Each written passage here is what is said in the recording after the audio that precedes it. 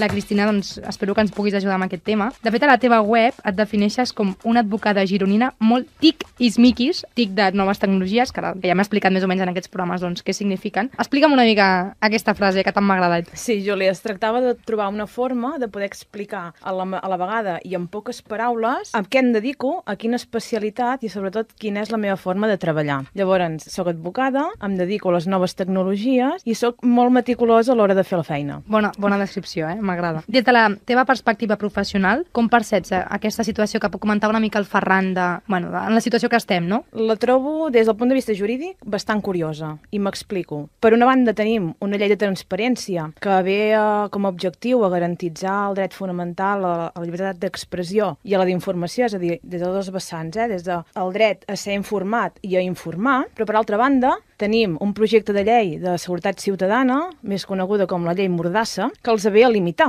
I més ve a limitar aquests dos drets, més el dret a la manifestació. Per què? Bueno, l'opinió majoritària és per evitar esdeveniments com el 15M.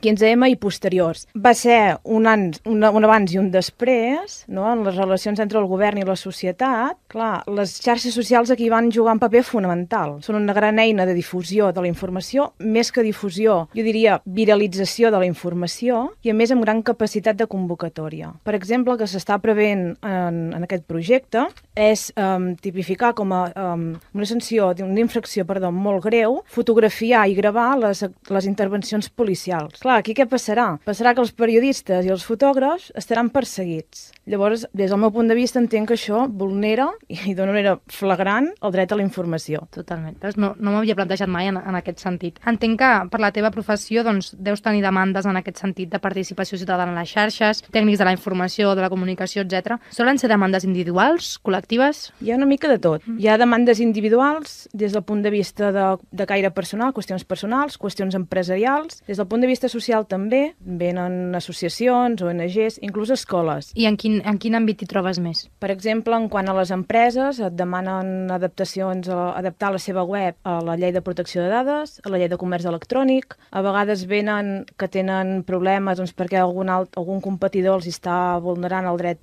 infringint la marca a través del Google AdWords, per exemple.